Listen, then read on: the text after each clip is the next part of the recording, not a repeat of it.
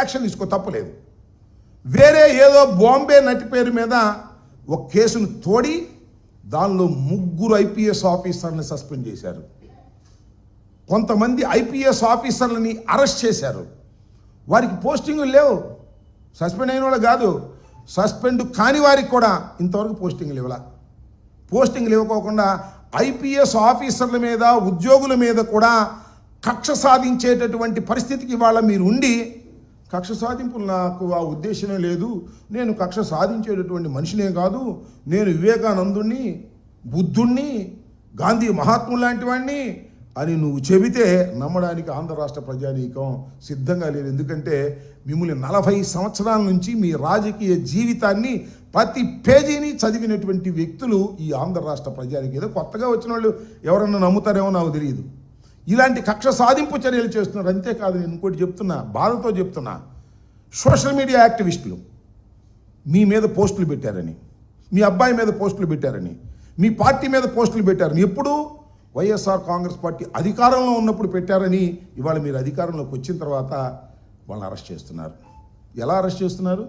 అర్ధరాత్రి పూట వెళ్తారు పోలీసులు, తలుపులు పగలగొడతారు, వాళ్ళని పట్టుకుని తీసుకువెళ్తారు. కేసు ఎక్కడ పెడతారు? గుంటూరులో ఉన్నవాడికి కర్నూలులో పెడతాడు, కర్నూలులో ఉన్నవాడికి విశాఖపట్నంలో పెడతారు, విశాఖపట్నంలో ఉన్నవాడికి తిరుపతిలో కేసు పెడతారు, అక్కడ తీసుకెళ్లి కోర్టులో ప్రొడ్యూస్ చేస్తారు. ఒక కేసు కాదు, ఒకే పోస్ట్ మీద రిపీటెడ్గా 40, 30, 20 కేసులు పెడతారు. దీనిలో బెయిల్ రాగానే పీటీ వారెంట్ వేసి దానిలోకి తీసుకెళ్తారు, దానిలోకి బెయిల్ రాగానే ఇంకో చోట తీసుకెళ్తారు. నెల రోజులు, 30 రోజులు, 40 రోజులు, 50 రోజులు, 2 మాసాల వరకు కేవలం చిన్న సోషల్ మీడియా కేసులో నిర్బంధించి భయపెట్టాలి, కక్ష సాధించాలి అనే దృక్పథంతో మీరు ప్రయత్నం చేస్తూ ఇవాళ అంటారు కక్ష సాధింపు నా లక్ష్యం కాదు, నేను అలాంటి మనిషిని కాదు, నేను చాలా బుద్ధిమంతుణ్ణి, పరిపాలనా దక్షుణ్ణి అని మీరు చెప్పుకోవడం, మీ పత్రికలు బాకాలు వాయించడం, అటు ఇటు. మీకు పత్రికల్లో ఒక పలుకుబడి ఉంది, మీకు మీడియా ఉంది, ఛానల్స్ ఉన్నారు, మీరేం చేసినా అద్భుతం, అమోఘం అని పొగిడేటటువంటి వారు ఉన్నారు. కాబట్టి మీరు పొగిడే కార్యక్రమాలు చేసుకుంటూ ఉన్నారు. మీ జీవితం అంతా కక్ష సాధింపులతోనే నడిచింది. అయితే మీది ఒకటి ఉందిలే, అందరూ మెచ్చుకోదగిన అంశం ఏంటంటే, కక్ష సాధింపులు అంటే కనిపించవు బయటికి. మా ప్రాంతంలో చెబుతారు, మీ ప్రాంతంలో ఉందో లేదో, తడిగుడ్డలతో గొంతులు కోసేయటం, మటలు చేయటం ఉండవు, తడిగుడ్డలతో గొంతులు కోసేయటమే ఏకంగా. పోస్ట్ మార్టంలో కూడా దొరకదు, ఎక్కడ కొట్టింది అర్థం కానంత ఘోరంగా కక్షలు తీర్చుకునేటటువంటి స్వభావం కలిగినటువంటి వ్యక్తి నారా చంద్రబాబు నాయుడు గారు. ఏదైనా తన అధికారం కోసం ఎంతకైనా తెగించేటటువంటి వ్యక్తి. హత్యలకు, కుట్రలకు, కుతంత్రాలకు, కక్ష సాధింపులకు, అధికారం పొందడం కోసం, పొందిన అధికారాన్ని నిలబెట్టుకోవడం కోసం ఎంతకైనా దిగజారేటటువంటి వ్యక్తి నారా చంద్రబాబు నాయుడు గారు. అలాంటి నారా చంద్రబాబు నాయుడు గారు వాళ్ళు ఏం చెప్తున్నారయ్యా, మాకు మేము కక్ష సాధింపులు చేయమండి, కక్షలు మాకు తెలియదండి, కక్షలు లేకోకుండానే చాలా సుదీర్ఘంగా పరిపాలన చేస్తామనేటువంటి దొంగ మాటలు చెప్పేటటువంటి కార్యక్రమాలు ఇవాళ నారా చంద్రబాబు నాయుడు గారు చేస్తున్నారు. ఇది చాలా దారుణమైన విషయం. అంతేకాదు, నేను ఇంకోటి చెప్తా, మా పేరు నాని గారు మంత్రిగా చేశారు. ఆయన ఏం చేస్తున్నారండి? వాళ్ళ ఆయన కేసు పెట్టారు, ఆయన భార్య మీద కేసు పెట్టారు. ఏం కేసు అండి అది? ఒక గోడౌను, ఆయన అందరిలాగానే గోడౌన్ తీసుకున్నాడు, దానిలో బియ్యం పెట్టారు, ఆ బియ్యం పోయినాయి. పోతే ఏంటని చేసింది? అకార్డింగ్ టు ది అగ్రిమెంట్ ఏంటి దానిలో ఉన్నది? అకార్డింగ్ టు అగ్రిమెంట్ మీరు డబ్బులు వసూలు చేసుకోవచ్చు. What is that? Criminal case ఏంటి? నాకు అర్థం కాలేదు. అంటే నాని గారి మీద కక్ష పెట్టారు, నాని గారు మంత్రిగా చేశారు, నాని గారు నాలాగానే మీడియా ముందుకు వచ్చి అనేక విమర్శలు చేశారు. కాబట్టి నాని గారి మీద ఉన్న సివిల్ కేసు కేవలం ఫైన్తోనో లేకపోతే లాసును పూడ్చుకోవడానికి కావాల్సిన డబ్బులు తీసుకోవడం కోసం చేసేటటువంటి దానిలో కేసు పెట్టారు. ఎవరి మీద? భార్య మీద కేసు పెట్టారు. భార్య యాంటిసిపేటరీ బెయిల్ తెచ్చుకున్నారు, ఆయన మీద కేసు పెట్టారు, ఆయన యాంటిసిపేటరీ బెయిల్ తెచ్చుకున్నారు. ఏం చేస్తున్నారండి ఇప్పుడు మీరు? పోలీస్ స్టేషన్ పిలుస్తారా?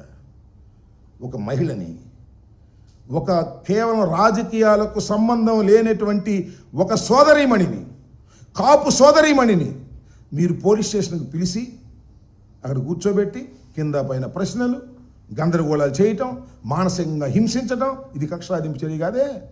ఇది న్యాయం కోసం మీరు పోరాడుతున్నారే? ఇది ధర్మమా? దానికి సమాధానం మాత్రం చంద్రబాబు నాయుడు గారి దగ్గర లేదని మనం చేస్తున్నా.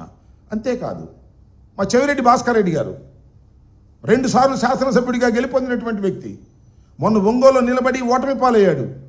ఆయన రిప్రజెంట్ చేసినటువంటి నియోజకవర్గంలో ఇంతకుముందు ఒక మహిళ మీద అత్యాచారం జరిగితే ఆ మహిళను పలకరించడానికి వెళ్ళాడు. దానికి ఎంత యాగం చేశారండి. ఆ ఏ మహిళ అయితే అత్యాచారానికి గురి అయిందో ఆ మహిళ తండ్రిని పెట్టుకొని ఒక వైట్ పేపర్ మీద సంతకం పెట్టుకున్నారు పోలీసులు. సంతకం పెట్టుకుని ఫోక్సో కేసు పెట్టారు. ఒక మైనర్ బాలిక మీద అత్యాచారం జరిగితే నిందితుల మీద పెట్టేటటువంటి కేసుని తీసుకొచ్చి పలకరించడానికి వెళ్ళేటువంటి మా మాజీ శాసనసభ్యుడైనటువంటి మా చెవిరెడ్డి భాస్కర్ రెడ్డి మీద పెట్టి హింసించే కార్యక్రమం చేయలేదా? ఇదేమన్నా కక్షాదింపు చర్య కాదు అని అనగలుగుతారా అని మీరు అంటున్నా. ఇలాంటి మా నాయకుల మీద ప్రతి వ్యక్తి మీద కేసులు పెట్టి అన్యాయమైన కేసులు, అక్రమమైన కేసులు, చట్టంలో నిలబడినటువంటి కేసులు పెట్టి మీరు వేధిస్తూ మమ్మల్ని భయపెట్టాలని ప్రయత్నం చేస్తున్నారు. మీ కక్ష సాధింపులకు వెరిచేటటువంటి వ్యక్తులం కాదనే విషయాన్ని కూడా మీరు దయచేసి గుర్తుపెట్టుకోమని మనవి చేస్తున్నాం. మీరు ఎన్ని కుట్రలు ఎన్ని కుతంత్రాలు చేసినా రాటు తేలి ముందుకు వెళ్ళడానికే ప్రయత్నం చేస్తాము తప్ప పారిపోయే ప్రశ్న ఉండదని కూడా ఈ సందర్భంగా మనవి చేస్తున్నా. చివరికి పోలీసు వారు కూడా డివైడ్ చేసి పారేశారు. జగన్మోహన్ రెడ్డి గారి టైంలో పనిచేసినటువంటి పోలీస్ ఆఫీసర్లందరినీ హింసించటం, వారిని హెరాస్ చేయటం, వారికి కావాల్సినటువంటి వారికి మంచి పోస్టింగ్లు ఇవ్వటం, వారి చేత ఏ పనైనా అడ్డగోలుగా చేయించుకునేటటువంటి కార్యక్రమాలు చేస్తున్నటువంటి దారుణాలు వాళ్ళ రాష్ట్రంలో కనిపిస్తున్నాయి. చివరికి ఎంత దారుణం అంటే గన్మెన్లు ఉంటారు కదా, వైఎస్ఆర్ కాంగ్రెస్ పార్టీ అధికారంలో ఉన్నప్పుడు ఎమ్మెల్యేల దగ్గర పనిచేసే గన్మెన్లు ఉంటారు, మినిస్టర్ల దగ్గర పనిచేసే గన్మెన్లు ఉంటారు. వాళ్ళందరికీ కూడా సరైన పోస్టింగ్లు ఇవ్వరు, ఎక్కడో దూరంగా పడేస్తారు. ఈ విధంగా ప్రతి క్షణము చంద్రబాబు నాయుడు గారు అధికారంలోకి వచ్చిన దగ్గర నుంచి అధికారంలోకి రాకముందే అంటే 4వ తారీఖున ఎన్నికల రిజల్ట్స్ వచ్చిన దగ్గర నుంచి ఈ క్షణం వరకు కక్ష సాధింపు తప్ప మరొకటి లేదు. నాకు తెలియకూడతానండి, చాలా పుస్తకాలు చూసాం. ఈ రెడ్ బుక్ ఎక్కడి నుంచి వచ్చింది? కక్షాదింపు కాదా ఈ రెడ్ బుక్?